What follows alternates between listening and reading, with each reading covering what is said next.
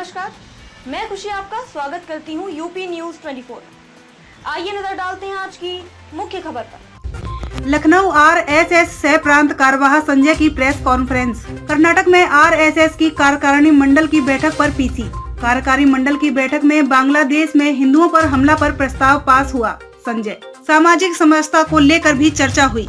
पर्यावरण संरक्षण को लेकर हम काम कर रहे हैं। कोरोना काल में संघ की फिजिकल शाखाएं बंद हुई थी, अब शुरू हो रही हैं। 1274 स्थानों में अब 1800 शाखाएं चल रही हैं। 2023 तक सभी न्याय पंचायत में हम शाखाएं शुरू करेंगे। आजादी के अमृत महोत्सव पर हम 19 नवंबर से 16 दिसंबर तक कार्यक्रम करेंगे। संजय, अवध प्रांत के सभी बलिदानियों का इतिहास हम संरक्षित कर बुक रिलीज करेंगे।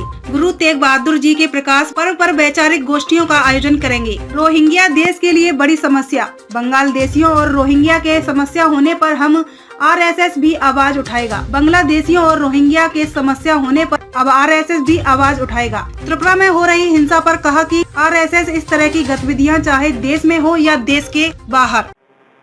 अखिल भारतीय कार्यकारिणी का ऐसे कार्यकारी मंडल की बैठक अलग अलग स्थानों पर दीपावली के आसपास ही होती है। इस बार भी 28, 29, 30 अक्टूबर के दिन धारवाड़ कर्नाटक में अखिल भारतीय बैठक ये संपन्न हुई है और उस बैठक में बहुत सारा गहन मंथन, आगे की योजनाएं, आगे के काम की दृष्टि से, संघ के विस्तार की दृष्टि से और बहुत सारा 3 दिनों में सघन चर्चा वार्ता के द्वारा कई चीजें तय होती हैं और समसामयिक विषयों पर देश के समक्ष, हिंदू समाज के समक्ष जो चुनौतियां हैं, उन चुनौतियों को देखते हुए राष्ट्रीय स्वयंसेवक संघ विभिन्न विषयों पर अपने प्रस्ताव पारित करता है, अर्थात वो संघ का अभिमत रहता है। ऐसे ही दुर्गा पूजा के मध्य में और हिंदू समाज के ऊपर बांग्लादेश में जो आक्रमण किए गए ऐसे जिहादी मानसिकता के पोषक लोगों के द्वारा, और वहां पर ऐसे ही हिंदू समाज बहुत कम मात्रा में बचा है, उसके बाद भी वहां पर ऐसे दुर्गा पांडालों को नष्ट करना, बहुत सारे हिंदुओं की हत्याएं करना और इस प्रकार से पूजा पद्धति, खास तौर से जो हिंदू समाज की, हिंदू धर्म के पूजा अनुयायी हैं, हिंदू बंधु हैं, वहां पर भगिनी हैं, उनके ऊपर इस प्रकार से जानलेवा हमले किए गए और उसके लिए प्रतिनिधि सभा, उसके लिए कार्यकारी मंडल, राष्ट्रीय स्वयंसेवक संघ के कार्यकारी मंडल ने एक प्रस्ताव पारित किया है। वो सब आप सब लोगों के सम्मुख है और संघ ने चूंकि बहुत सारा ऐसा और विषय रहता है जो हिंदू समाज के उत्थान के लिए उपयोगी रहता है, भारत की तरफ पूरा विश्व देख रहा है, ऐसे बहुत सारे विषयों पर विचार मंथन होता है।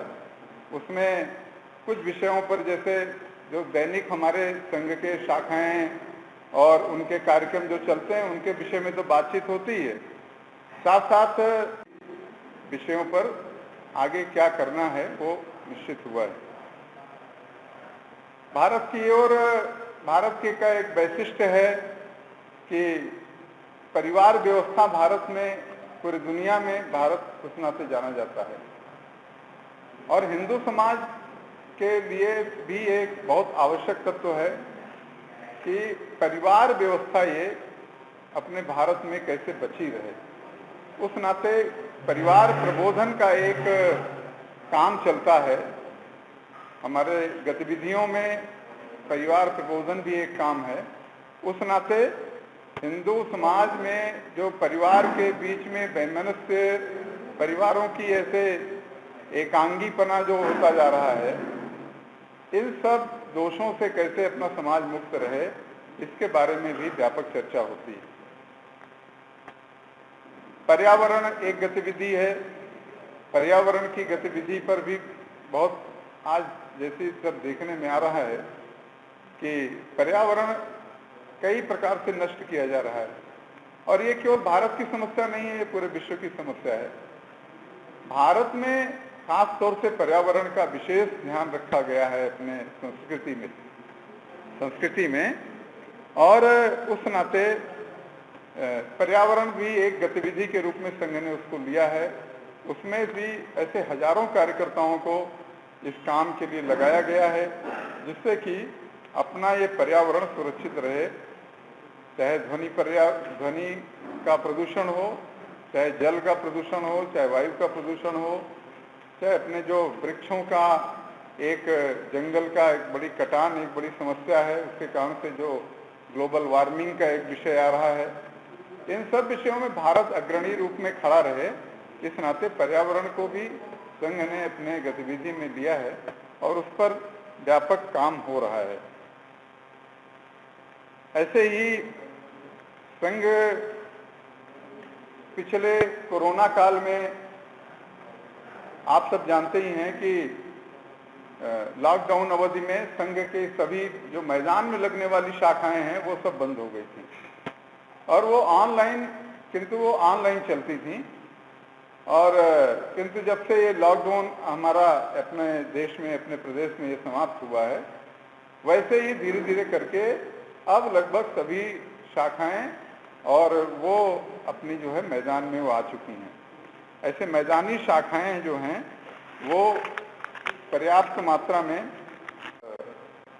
जो ऐसे उस अभियान में, स्वतंत्रता आंदोलन के उस महाअभियान में जिन्होंने अपने बलिदान किए हैं, जिलों जिलों में जिनका इतिहास अभी अछूता है, जिनकी तरफ दृष्टि नहीं गई, उनको सब उस जिले के लोगों को और शेष उनका पूरा सब जिलों का इकट्ठा करके और अवध प्रांत का एक अलग से संकलन करके उनका एक प्रकाशित करने की योजना है, उसकी एक पुस्तक प्रकाशित करने की योजना है। इसलिए उनका इतिहास सब जगहों से संचित किया जा रहा है, सब कार्यकर्ता इस काम में लगे हैं, और इस प्रकार से अमृत महोत्सव और ये प्रारंभ चलेगा।